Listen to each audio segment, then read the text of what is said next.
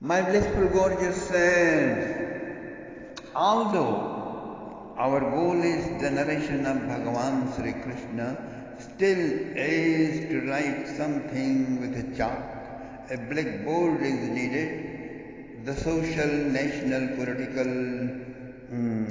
situations of the world is also required to understand better the role of Krishna in that world situation and evaluate his services and helps, his contributions, his love to the mankind is better understood. So we enter pre-birth episodes of Sri Krishna. From last discourse we described how Kamsa was born and grew up and married and marched for world conquest. We explained how Kamsa battled with Banasur and Bhagavan Shiva appeared and made them friends. Now Kamsa moved towards the west, what we call now as Europe. He confronted Vatsasur and he won, and Naradji was passing through that way, and Kamsa ran down and bowed down and asked the Holy Sire, is there someone left on the earth worth fighting? And Naradji said, why not? There is one Kalyavan nearby. The Emperor of Europe who lives in Athens. Your victory is only 2 penny worth without winning him, said Narad, and he left. Kamsa rushed to his new destination. Kalyavan was furious to hear his challenge. Red-haired, big mustached, white complexion, tall, muscular Kalyavan confronted Kamsa in the middle of thousands of statesmen and citizens. He held a heavy mace and dashed it on Kamsa's shoulder. He was vigilant. He took it on his mace. Fight began. Both were experts. They bore each other's attack on maces, so their maces sparkled and broke many times. Now they fought with fists. They wrestled. Soon Kamsa dashed him down on the ground. While he stood up, he lifted and dashed him over and over. Then his army attacked Kamsa. He leaped on his chariot and began showers of arrows. Whole Athens was full of chopped off, sliced, bleeding soldiers. River of blood flew on the streets. Europe surrendered to Kamsa. Kalyavan gave a word of his acceptance to Kamsa's supremacy, Kamsa the superpower. Now, together with Kalyavan, Bhaumasur and all friends, Kamsa attacked various planets of the space. At last he surrounded Indra's city of golden hue, also known as heaven. Indra was furious. Surrounded by his army, he came out of his city Amravati. Seeing this army of invincible warriors, his heart sank. He shot Kamsa with his thunderbolt. Kamsa released his missile Mudgar, which cut all edges of Vajra. It fell on the earth useless. Indra tried to slice his head off with his sword, but as if it fell on a solid steel, it so sounded and failed. Kamsa hurled a big heavy mass on Indra, which he caught in the space and shot it back at Kamsa. Kamsa threw another big mass on Indra. He fainted, and Marudganas were defeated by Banasur. Then 8 Vasus and 11 Rudras and Suryas and take down Banasur, Bhaumasur and Pralambasur. And they rained down roaring. Indra too came up on Airavat. Kamsa just took a high jump and dashed a big blow on the chest of Indra and on the head of his elephant. Both fell unconscious. Soon Airavat rose and lifted Kamsa by his trunk and flew away. Kamsa returned and twirled his trunk, broke his tusks, and gave him so much beating that he ran away, screeching aloud into the city. Now Kamsa twanged the mighty bow and showered so many arrows that host of gods just ran down helter-skelter in different directions. Kamsa entered the city of heaven. He liked Indra's throne very much. Everyone picked up all the best of heaven and returned to the earth. Everyone received their share of wealth and returned to their capitals, while others who had lost their duel with Kamsa on master and servant condition settled in Mathura city permanently. Great festival continued in reception of the Prince Regent King Ugrasen. Ugrasen was very happy and proud of his son. He was uncomfortable to host the team of new demonic soldiers who came with his son, but he adjusted with it, since success was great and so sweet to everybody. Who is out there equal to me? I am 20 years old and I have $20,000. Soon it will multiply in millions by my age 40. I will be a billionaire. I will buy the Miss Universe of the next year and marry her, eat, drink and marry. There is no God, no life after death, no heaven and hell. Just enjoy now. Here is my motto. These are demonic concepts, my dear friends. If you live with such principles, you turn into a burden on the earth. Burden on the earth. The life of leaders have great impacts on the nations.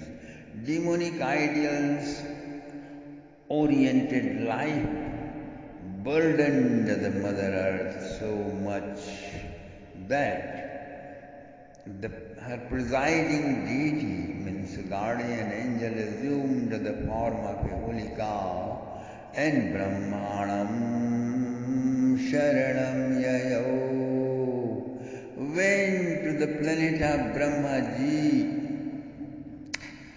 because Bhudevi, she is the consort of Lord Varaha, Bhagavan Vishnu himself, from whose navel stem a cosmic lotus with Brahmaji materialized in the beginning of creation. So, Bhumi Devi considers Brahmaji as her son, the eldest son, powerful son.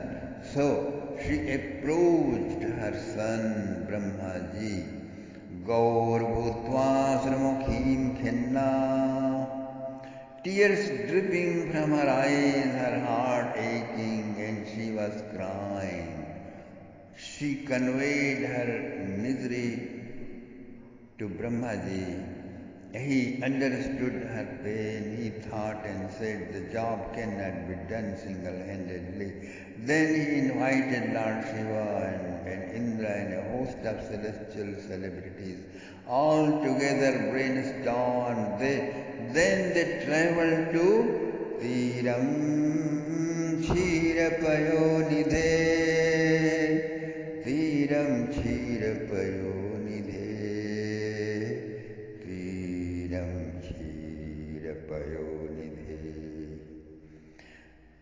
There they invoked Lord Vishnu Bhagavan through Purusha Sukta of the Vedas.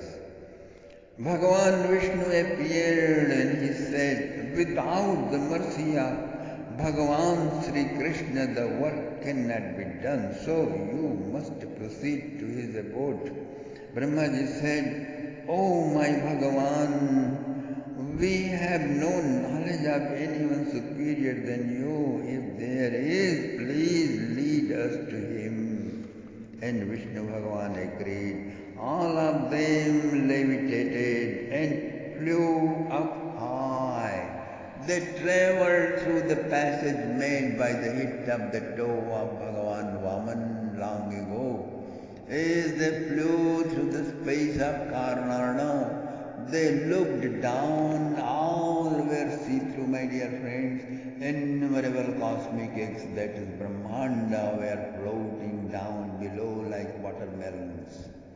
All gods were amazed and worried now how they will know which one is their earth, which one is their Brahmanda, their universe. But the destination is still ahead, forward. They flew several billion miles up. They saw a shining, dazzling, illuminating divine planet, a full zenith on its own. As they entered it, they found there is no time inside, no matter, neither atoms nor energy particles. Everything is composed of sound vibrations, refined into pure consciousness. That planet was made of antimaterial atoms of transcendental reality. Everywhere there is illuminating light of delight. Their eyes could not bear it.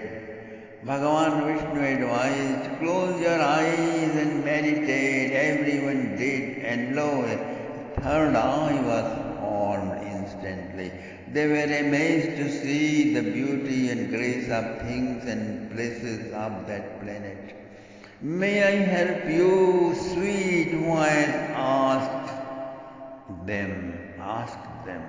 We are coming from the cosmic egg and want to meet Bhagavan Sri Krishna, Brahmaji replied. She went inside a dazzling palace and reported the matter. A gopi named Shatachandranana came out. She inquired which cosmic egg you are all coming from. And they were amazed. Well, it's a big surprise. We thought there is only one cosmic egg and that's ours. Oh, you never been out of your home, nor even came here before. That means you all are frogs of some unknown well. Millions of cosmic eggs are floating down below. Just look out. You don't know your address, nor proper identity. What kind of persons are you? O gopis, send these men into asylum with all the jandus, with all these jandus. Thus she made fun of them. And then Bhagavan Vishnu remembered something and said, the one in which Bhagavan assumed the form of Krishna and which cracked by the hit of Bhagavan Vaman's toe, we are coming from that cosmic egg. Wow. So you are the one who got some brains, okay? I am just going in and inform the Bhagavan. Be seated on those chairs, please. Chandranana said, and she left. After a short time, another gopi came and escorted them inside the gate. Wow, what a wonder! Cannot imagine this much beauty is possible. There flows Virja river, there is rising Mount Govardhan, and here is greening, perfuming Sri Vrindavan Dham. From everything, from everywhere, even from trees and rocks, so much love is emanating that our identities are just evaporating away, disappearing away like fog. There is Rasmandal dazzling out, stairs of Vaidurya in the ghats of Yamuna is so soothing. With echoing, humming bees and birds, they saw Vanshivat, fragrant, cool, mild breeze blowing. Canopies are made with jasmine flowers. Snow white cows, holy cows are roaming around. Milkmaids are strolling with face brightened with love of Sri Krishna.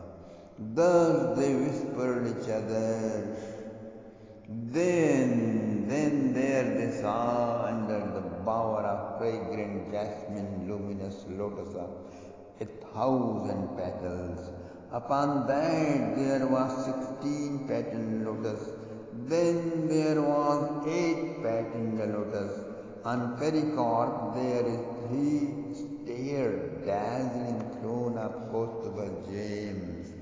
Upon that throne there sat Sri Krishna Bhagavan with Sri Radha sparkling like sapphires and golden lights of delights.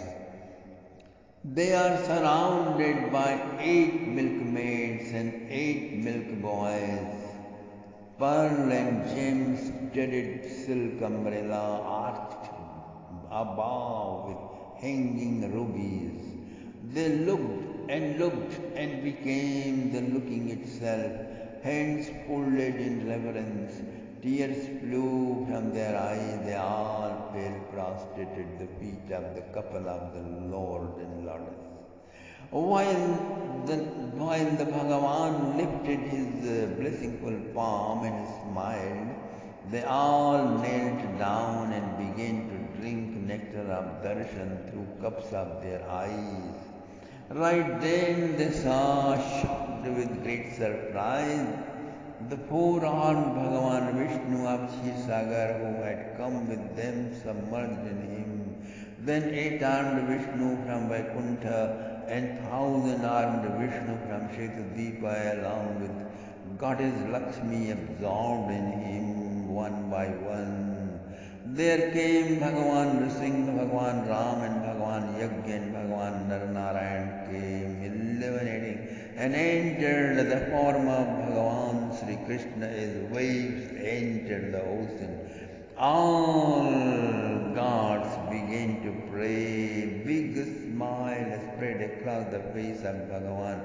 His sweet voice echoed, "Dear God, wisdom of absolute is my speech. Wise men are my mouth, holy cows are my form, you my limbs, and sadhus and swamis and sages and yogis are my soul. Whenever there is pain on dharma and yajna and humanness, I incarnate. The time is ripe. I will come on the earth in your cosmic egg."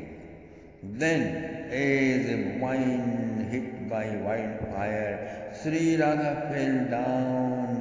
Her eyes dripping tears, limbs thrilled. She said, "My Bhagavan, my beloved, I will not survive separation is the end of my life. I want you to know this. As soon as you go, my body will evaporate like dust of camphor. Sri Krishna Bhagavan looked and said,